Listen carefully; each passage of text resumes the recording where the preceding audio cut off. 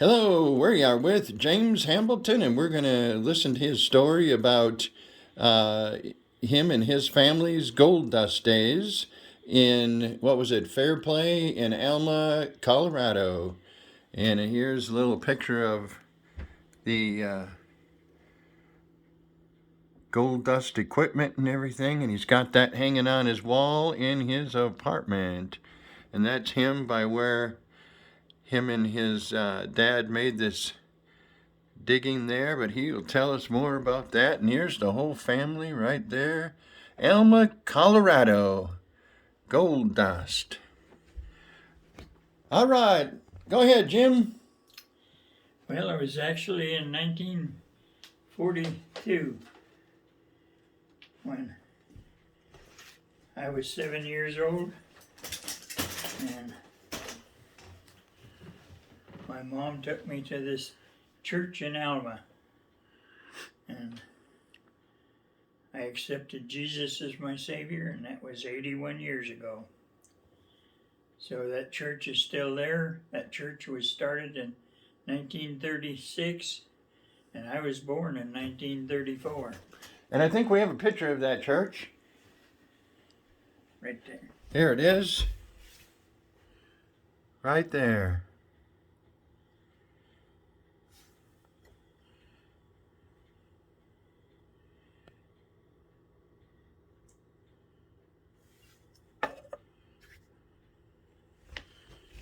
So in that church in 1941, I accepted Jesus, and I've been a Christian ever since, and that was 81 years ago.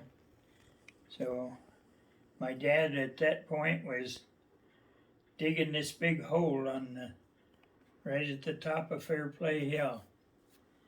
And the Dappemeyers had a trommel screen and a sluice box and a pump, and they set it up on the left-hand side of the road there at the top of Fairplay Hill, and my dad had a 1.25 P&H shovel, and he had took that down there, and they was loading this dirt into trucks that the Dappemeyers had and hauling it across the road to the mine. And so they was going along, and Dad knew that there was lots of gold in there, but there wasn't much coming up in the sluice box. And so my dad went down there at midnight one time, and he found the Dappemeyers down there high grading the ore out of the first riffles on the sluice box. And so he got mad, and he told them that their partnership was over, and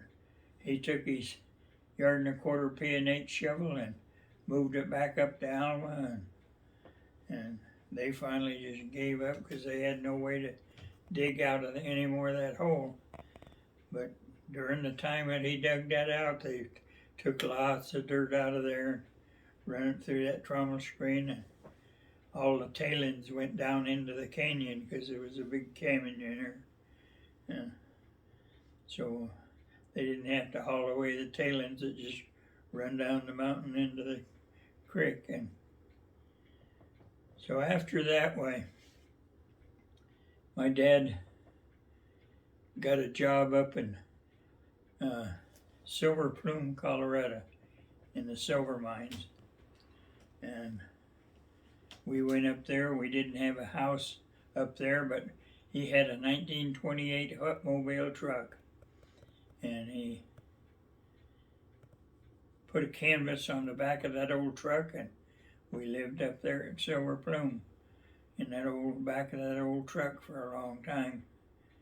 And then Dad decided that he's gonna do some more placer mining, so he left Silver Plume and came to Alma, and he started mining over there, and just in the placer pits, and there was always lots of gold left over from the tailings in the placer pits. And so he was making a living barely, and didn't have much money, but he was doing good. And so, but we didn't have a house over there either. And so he found 2 old tar paper shacks over in the placer pits. So he moved us over there to the placer pits, and the one old building was just an old shed with a dirt floor in it. And they made a bed for me and my two brothers, older brothers, on that dirt floor. And so Mom decided that wasn't a good place for us to sleep, on that dirt floor. So she went over to the city dump and found a pair of bed springs, and she put the bed springs on that dirt floor and made our bed. And boy, that was sure better than sleeping on the ground. But there was, the old shed didn't have no window in it, and it was broken out, and the big old barn door wouldn't really close. And so Mom would take a tarp when she'd get us in bed. She'd put that tarp up over us, and when the morning had come, and it always snowed up there because the elevation's 10,568 feet up there, and it snows almost year round up there. So she'd put that tarp up over us, and when I can still remember coming back in the morning and pulling that tarp back off our bed and dumping the snow off our bed, because it'd blow in through the old window in the door. Mom and Dad and my baby brother slept in the other house. It had windows and stuff in it. And it was still an old tar paper shack, but it had windows and stuff in it. So we had to carry water. There's no water at the old tar paper shacks in the placer pits. So my dad got 2 buckets, 2 for me and 2 for my older brother.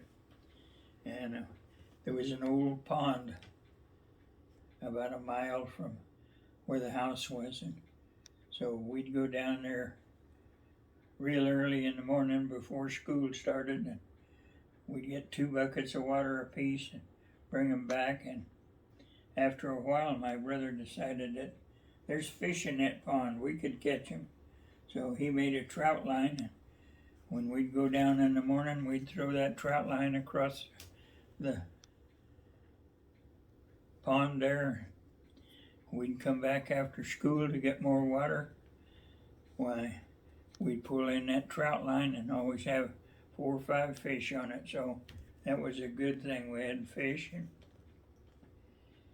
so then one morning, there's about 6 or 8 inches of new snow on the ground, and my dad come out there and said, "Jim, Jerry." Jerry was my older brother, and he was much more mature than I was. So Dad says, "Jim, Jerry, come out here." We didn't know what he wanted, so we come out from under our old tarp and bedding and slipped our shoes on and went out to see what he wanted. When we got out there, was about 6 or 8 inches of new snow on the ground, soft snow, and he had a 25-20 rifle, and he put that in my brother's hands, and he said, "You see that rabbit track in that snow?" "Yeah," we said. "Says your breakfast is on the other end of it." So we took off and went and hunted that old rabbit and tracked him down. It was easy to track him in the soft snow. So when we found him, my brother shot him, and we come back to the house with a rabbit. Then later on, my dad decided he's going to build a bigger gold mining plant. So somewhere he got a trommel screen and a big sluice box, and then he built a road up the side of the mountain to pull the car up. He built a car that he would take his 1 1/4 P&H shovel down in the bottom, and he'd load the car up, and then we had a cable running up to the top, and my brother'd take and pull that car up, dump it in the hopper at there, and I'd take and wash down the dirt into the trommel screen, and so that's how we kind of lived our life at that point, is down plus mining gold. And so one of the things that I can remember is when my dad was building that screening plant, he had a big pulley that he pulled up where he ran the cable up over and down the mountain to pull the car up. And so he had some cables tied to keep that big pulley from being pulled off when he's pulling the car up. So he had my brother and I dig a big ditch. He called it a dead man hole. We didn't know what a dead man hole was, and it was real rocky and hard there. And we worked for a couple of weeks digging that old hole out. And when we got it out, dug out, why, Dad brought an old piece of a tree over there, and he tied a cable onto it and threw that tree in that ditch, and he says, "Okay, cover it up now." And we was so upset that we'd spent all that time digging that big hole, and then he just throwed a tree in there and said, "Cover it up." And we didn't know why, but anyway, we saw later what it was doing, because it was holding that big pulley and stuff up when it pulled that mine car up the mountain. Yeah. Then my dad got in trouble with I don't know, I guess it was the state or somebody, because they had to have a sediment pond for the water that was coming down there, because they didn't want that muddy water going into the creek. So he had to get down there and dig a couple of sediment ponds to catch that water and let it settle, and then it'd run off into the river. And then that was okay, but I guess it was just too much to do, and he finally decided he couldn't make any money at it, all the stuff he had to do. So he found a guy that had a pumice mine over at Hartselle, and so he decided he'd go over there and dig this pumice mine out.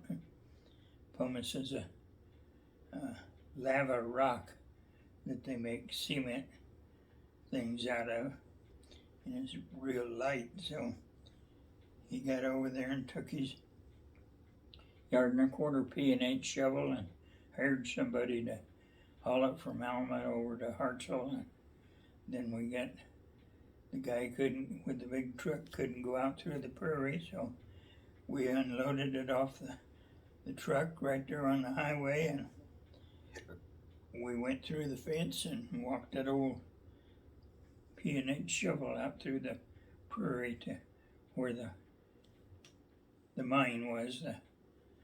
And so we was there for about, I don't know, about a year. And then he got connected up with another guy because he didn't have a screen that would and crusher that would crush rocks that would get into that when he'd dig the pumice out of there. And whenever a rock would get into the screen, it'd break down, and so he couldn't go very long without a breakdown. And so he found this guy that had a big crusher, and he talked him into trading places with him. He had a sand pit down Swink, Colorado. That's about 60 miles east of Pueblo.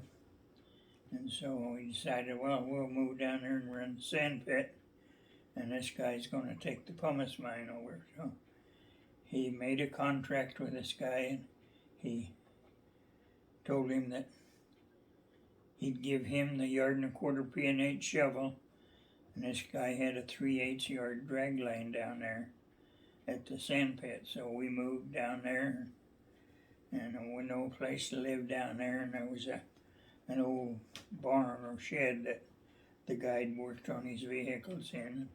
So we moved into that old garage and fixed it up, and I remember it was all greasy and dirty in there. Mom went and got a whole bunch of cardboard, and she tacked all the cardboard up on the wall and then whitewashed it, and it was a pretty nice little old place to live. So we lived there for a few months, and this guy that my dad made the agreement with, he decided he couldn't make it up there on the pumice mine, so he wanted to take his sand pit and dragline back, and my dad says, no, we got an agreement. This dragline's mine and yours is that yard and a quarter P&H shovel, so says, I'm not going to trade back with you. And he says, if you don't have that dragline back over on my property by morning, I'm going to call the sheriff on you and he'll throw you in jail. My dad says, no, that's not true. We got a contract right here. And it says we've traded everything and I'm supposed to dig sand here. But he didn't want us there anymore. The guy next door had some sand on his place, and so my dad and him got to talking, and we moved the dragline over to his place and started selling sand, and we didn't have a place to live there either. So my dad found 2 tents, and he set the tents up down on the river bottom, and we lived in tents for 2 years down there. And I just started high school in 9th grade, and never been to that school before. So we didn't have much to eat, and my uncle outside of Colorado Springs had a big farm, and he raised pinto beans. So he brought us down a 100-pound sack of pinto beans, and that's basically all we had to eat.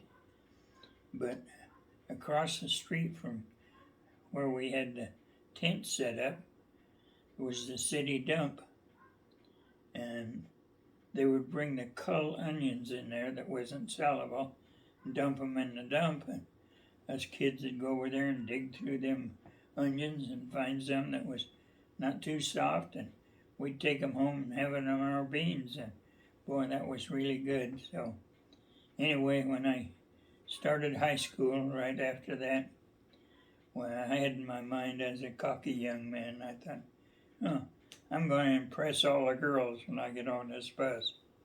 So got on the bus that morning. My little brother was first grade, and he was a loudmouth little dude, and he jumped on the bus ahead of me, and first thing out of his mouth in a big loud voice says, boy, them dump onions sure are good in our beans. Well, that blowed my theory in pressing the girls, so I never did nothing. And anyway, we lived there for 2 years in those tents down on the river bottom. Then this guy that was digging sand out of his place, why, he says, I got an old house down here. Says, not much, but said, if you want to fix it up, you can live in it. So we went down there. We worked a couple of weeks fixing it up, making it livable, and we started living in that old house, and it was really home, and that's where we lived until I left home. My brother left home, then my brother left home, all went to the Navy. Well, here, let's back up a minute, Jim, because here in a couple of weeks you're going on a trip, and this thing on the wall with all the gold dust things, you're going to be given to a antique place or a museum. So why don't you tell us a little bit about what everything that's on the on this board on the wall and about the pictures there. Okay, there was all those things on there are things like my dad used when he was placer mining. Up at the top there's a blowtorch, and he used the blowtorch to heat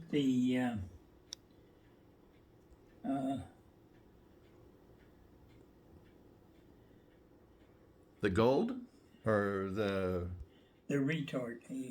He put the gold in the retort. So when you got a lot of fine gold, you can't pick the gold up. But if you use mercury, put in there, the mercury will pick the gold up. And then you got to separate the mercury and the gold. So this little pot there with the long tube on it, it's called a retort. And you put the gold and the things in there, and then you take the blowtorch and you heat it, and what happens is the mercury starts evaporating, and it comes out that tube, and you have the tube in a pan, and that was a gold pan that he used to use, and he'd put water in that gold pan and put the end of that tube down in that. So when the mercury would evaporate and the fumes would come out that tube, when it got back in the water, it'd come back into mercury. And so that's what he did to get the gold in there. And so it was later on. And then that one, the pan is to pan gold. Right. And then the little ladle, kind of ladles things. Right. So and now, so then there's the picture of your whole family. Looks like that was a picture taken in the years that you did mining. Right. And so then we dad have. and my Oh, go ahead. brothers up there. And Yeah, that looks like your mom and dad and all 4 boys. yep. So you had, it was 4 boys, yourself, James Hambelton, and then what was the names of each one of your brothers? Jerry was my older brother, and then Dick was the one younger than I am, and then we had another one that was Lynn, he was born in Fairplay years later. So we had the 4 boys, and we had one girl that died during birth. So the youngest one was a twin, and his name is Lynn, and her name was Sharon Ann. And she's buried up in Alma or Fairplay? Fairplay. Okay. And now we have one other picture here where you're standing by some dugout area there. And tell us about that picture. Okay, that's the picture that I talked about a while ago, where in 42 my dad was digging that out, and they was running gold across the road in the trucks, and that's where the Dappemeyers was high grading the ore. So my dad broke the partnership, and they left. They had to move their stuff out because they had no way of taking the gun. But all that, several times, months that he worked over there with that 1.25 P&8 shovel, he was digging that big hole out. And right in the middle of that big hole, there's a big pile of dirt. And in that pile of dirt, there used to be a telephone pole there. So my dad dug around that pole and left the telephone pole right there. He just dug all around it, all different things that was dug out there. So now that place, I went up there a few years ago and I took my picture up there by that diggings, and so I have that history of where it was all at, the time it was in 1942. All right. Thank you very much, Jim. We've done this little interview because Jim's going to be taking that whole board on the wall with those memories up to where that was in Alma and Fairplay and getting it into a museum. Thank you very much for sharing with us, Jim, and we appreciate it. Say goodbye. Okay, goodbye.